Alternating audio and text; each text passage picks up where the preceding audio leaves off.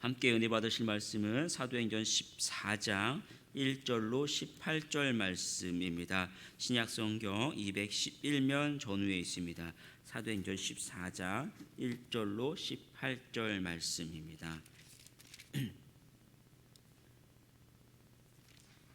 조금 길지만 함께 천천히 합독하도록 하겠습니다. 사도행전 14장 1절로 18절 말씀.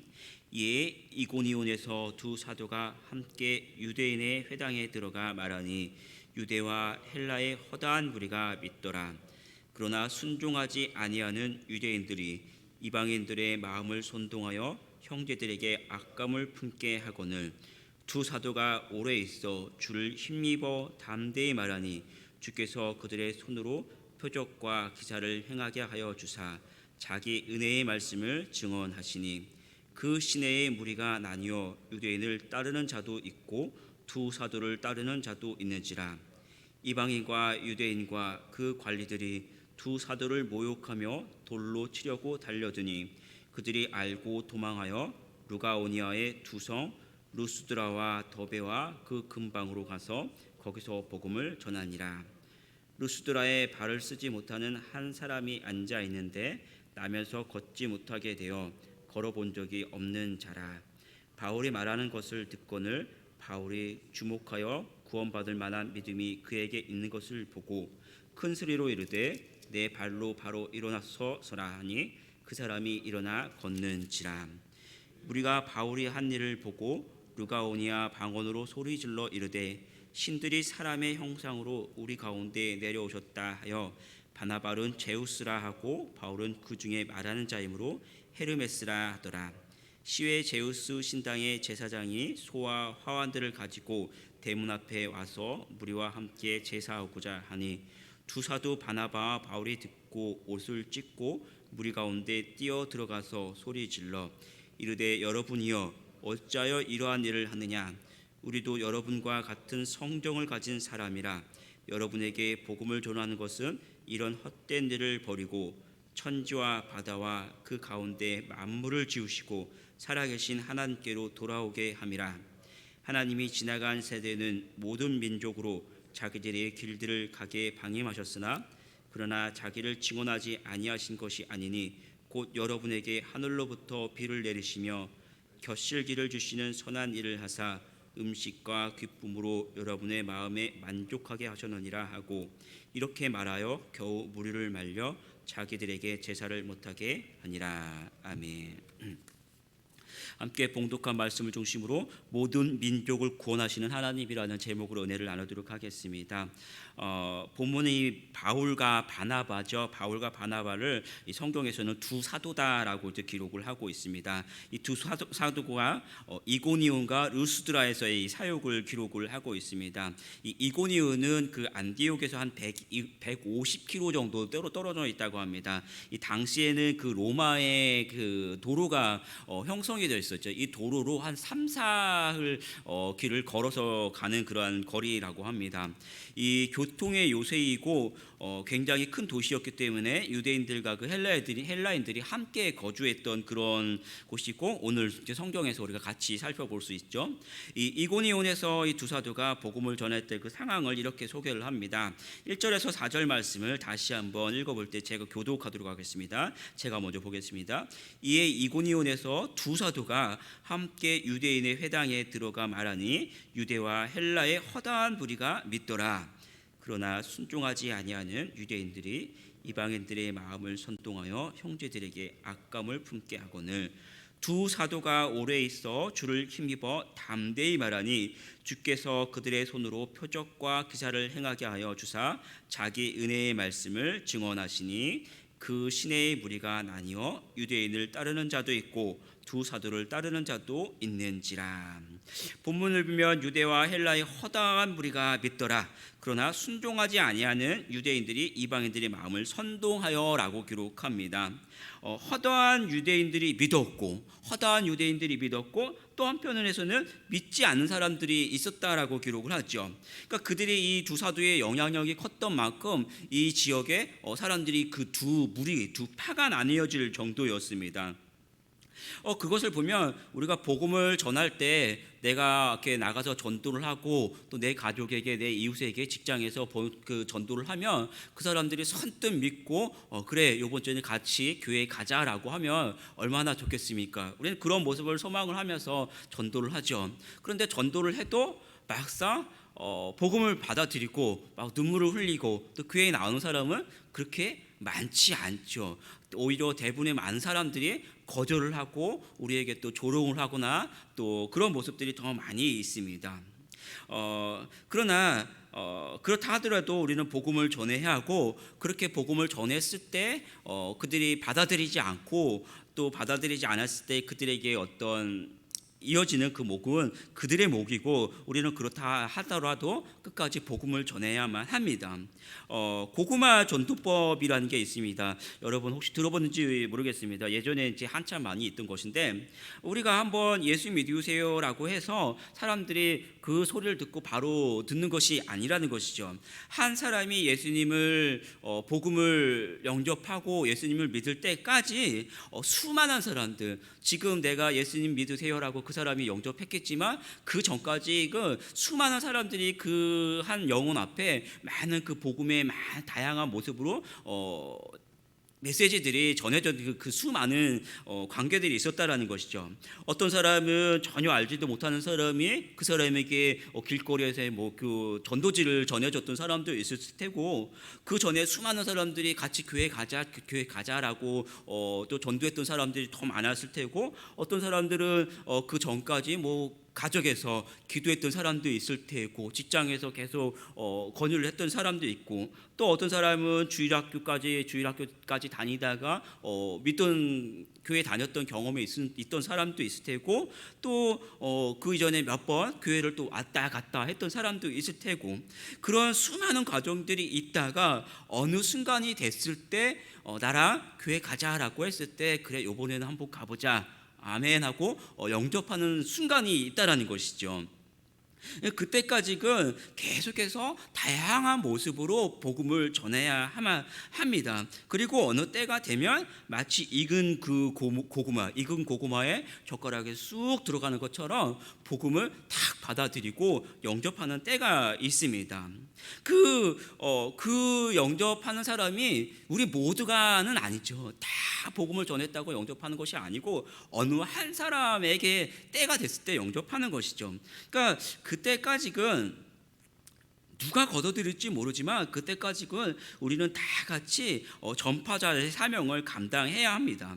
그러니까 나는 전도 잘 못해 이것이 아니라 자기의 모습과 자기의 어떤 스타일이 있겠죠. 자는 나 잘 못하니까 그냥 묵묵히 기도만 할래 하는 사람도 있고, 나는 못해도 그냥 전도지만 뿌릴래요 라고 하는 사람이 있고, 어떤 사람은 내 가족이니까 내 직장의 동료니까 한번 권해봐야 하는 사람도 있을 테고, 자기의 방향이 있기 때문에 나는 못해가 아니라 자신의 모습대로 아니면 같이 함께 전도할 때 같이 동참해서 이 전도자의 사명을 감당해야 합니다. 본문을 보면요 이렇게 기록합니다. 이에 이고니온에서 두 사도가 함께 유대인의 회당에 들어가 말하니 유대와 헬라의 허다한 무리가 믿더라. 단순히 이렇게만 기록합니다. 믿는 자들에 대해서 더 이상 기록하지 않아요. 그런데 어떻습니까? 그 허다한 무리가 예수님을 영접했을 때 우리의 수고와 눈물로 한 영혼이 돌아왔을 때 하늘에서는 하나님의 집 나간 자녀가 돌아온 것처럼 어떻습니까? 큰 잔치를 벌이고 큰 기쁨이 있었음을 우리는 잘 알고 있습니다. 영혼을 기뻐하시는 하나님의 그 마음을 우리가 기억하고 수고해서 하늘의 이 면류관을 받아 쓰는 우리 성도들이 되기를 축복합니다. 믿지 않는 유대인과 관리들이 두 사도를 모욕하고 돌로 치려고 달려들었죠. 5절에서 7절 말씀을 같이 한번 읽어보겠습니다. 이방인과 유대인과 그 관리들이 두 사도를 모욕하고 돌로 치려고 달려드니 그들이 알고 도망하여 루가오니아의 두 성 루스드라와 더베와 그 근방으로 가서 거기서 복음을 전하니라. 핍박이 와서 루스드라와 더베로 도망을 갔는데 거기서 무엇을 합니까? 7절을 보면 거기서 복음을 전하니라 이렇게 기록을 합니다. 루스드라에서는 나면서부터 걸어본 적이 없는 사람을 고쳐주었고 그 일로 또 많은 사람들에게 이제 복음을 전하는 그러한 계기가 되죠. 예루살렘 교회에 성령이 강림하고 교회가 막 뜨거울 때 성도들은 어떻습니까? 교회 안으로 막 몰려들었죠. 교회 안으로. 그런데 그곳에 핍박이 없었다면 예루살렘 밖으로는 복음이 나갈 수 없었습니다. 핍박이 오고 성도들은 두려움과 아쉬움이 있었지만 그 핍박 때문에 성도들이 흩어지고 로마 전역으로 복음이 퍼지게 될 수 있었죠. 핍박이었습니다. 이고니온에 핍박이 없었으면 복음은 루스드라로 오지 못했습니다. 핍박이 올 때 그들은 도망가는 모습을 띈 것 같지만 그로 인해서 루스드라에도 복음이 전해지게 됩니다. 그래서 7절에 거기서 복음을 전하니라 라고 기록을 하는 것이죠. 바울도 그랬죠. 바울이 아시아로 가고자 했지만 성령님께서 그 길을 막으셨어요. 얼마나 답답했겠습니까? 내 눈에 보이는 이 아시아 그곳에 가서 수많은 사람들의 복음을 전해야만 하는데 자꾸 상황이 막히는 거예요. 자꾸 막히고 그러면 얼마나 답답하겠습니까? 그런데 하나님은 아시아가 아니라 또 다른 길 어디였습니까? 마게도냐의 그 문을 열어주시고 그곳에서 예비하셨던 하나님 사랑하는 영혼들을 만나게 하시고 복음을 전하게 하셨습니다. 복음은요 우리의 뜻과 우리의 계획이 아니라는 거예요. 하나님의 계획하시고 성령의 인도함을 따라가야 합니다. 우리가 복음을 전할 때 핍박을 만나고 아니면 여러분의 인생의 그 길에서 뭔가 자꾸 내 뜻대로 되지 않고 막힐 때 어떻습니까? 우리는 답답하죠. 답답하고 힘듭니다. 어떻게 해야 되지? 어떻게 해야 되지? 그때 무엇을 합니까? 기도하면서 하나님의 인도함을 받아야만 하는 게 우리의 모습이에요. 우리의 한계가 있기 때문에 하나님의 계획이 있기 때문에 그 길로 가야만 합니다. 그런데 인생의 길은 내 뜻대로 가는 것이 아니라는 사실을 우리는 항상 기억해야 합니다. 어디 내 뜻대로 내 계획대로 되는 것이 있습니까? 거의 잘 되지 않죠. 아무리 철두철미하게 계획을 해도 내 뜻대로 되는 거 별로 없어요. 우리가 단기 선교를 많이 가는데 우리 청년도 마찬가지고 이제 이전에 국내 국외로 단기 선교 참 많이 갔죠. 얼마나 철두철미하게 계획하고 예산과 시간과 해야 할 것과 얼마나 철두철미하게 삽니까? 그런데 막상 거기 가면 어때요? 가지고 간 거대로 되는 게 별로 없어요. 그래서 완전히 새로운 환경, 새로운 이런 것들이니까 그냥 즉흥해서 그대로 한 것이 오히려 이게 하나님의 뜻이었구나.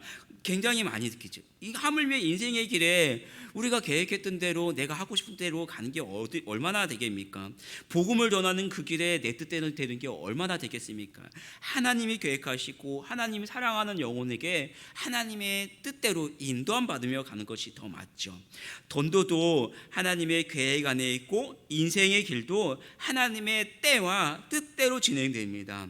그 사실을 기억하고 겸손하게 하나님을 인정하고 하나님의 때를 기다리고 하나님의 인도를 구하고 주님과 동행하는 우리 성도들이 되기를 축복합니다. 바나바와 바울이 루스드라에서 나면서부터 걸어본 적이 없는 사람을 고쳐주죠. 그런데 사람들은 그 사건 때문에 바나바와 바울을 신으로 생각하고 그의 머문 그 집 앞에서 제사를 지내려 합니다. 11절에서 13절 말씀 같이 읽어볼게요. 무리가 바울이 한 일을 보고 르가오니아 방언으로 소리질러 이르되 신들이 사람의 형상으로 우리 가운데 내려오셨다 하며 바나바는 제우스라 하고 바울은 그중에 말하는 자이므로 헤르메스라 하더라. 시외 제우스 신당의 제사장이 소와 화환들을 가지고 대문 앞에 와서 무리와 함께 제사하고자 하니 이 제우스와 헤르메스는 그 그리스 신화에 나오는 그 신들의 아버지 어머니 그런 역할을 했던 신들이죠. 그러니까 한 번도 걸어본 적이 없는 사람이 그들의 눈앞에서 고쳐지고 온전케 되는 모습을 보니까 그런 기적을 보면서 그것들을 일으킨 바나바 바울을 신으로 생각하고 그 이제 숭배 제사를 지내려고 했죠. 근데 바나바와 바울은 그런 모습을 본 적이 없었겠죠. 그리고 이 무슨 상황인지 모르는데 자기들 앞에 와가지고 이 소를 끌고 막 화원들을 갖고 오면 여러분 어떻겠습니까? 나에게 제사 지내려 하는구나라고 생각도 하겠지만 이거 저 사람들이 드디어 우리를 인정하는구나 그럴 수도 있겠죠.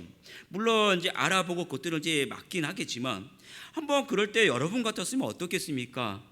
조금 전까지만 해도 수많은 사람들이 핍박을 하고 나를 죽이려고 막 쫓아왔던 그런 것들을 기억을 하고 있는데 그런 모습을 펼쳐진데 이번에는 이 사람들이 우리를 인정하고 이렇게 복음을 영접하는구나 정말 대단하구나 하면서 한편으로는 살짝 기분이 좀 좋고 받아들여질 수도 있지 않겠습니까? 그런데 그것이 우리 인간의 기본적인 모습이죠. 그런데 만약 우리가 그 모습을 인정하고 내가 기뻐하고 내가 영광을 받는다면 어떻습니까? 나 자신이 또 다른 우상이 되고 하나님의 영광을 가리게 됩니다. 바울과 바나바는 어떻게 합니까? 14절 15절 말씀 같이 읽어보겠습니다. 두 사도 바나바와 바울이 듣고 옷을 찢고 무리 가운데 뛰어 들어가서 소리 질러 이르되 여러분이여 어찌하여 이러한 일을 하느냐? 우리도 여러분과 같은 성정을 가진 사람이라 여러분에게 복음을 전하는 것은 이런 헛된 일을 버리고 천지와 바다와 그 가운데 만물을 지으시고 살아계신 하나님께로 돌아오게 함이라. 그들을 말리고 그들에게 복음을 전하죠. 그 복음을 전하는 그 하나님에 대한 그 내용이 16절부터 계속해서 기록됩니다. 그러나 그렇게 복음을 전하는 것이 우리의 본분이죠. 본분.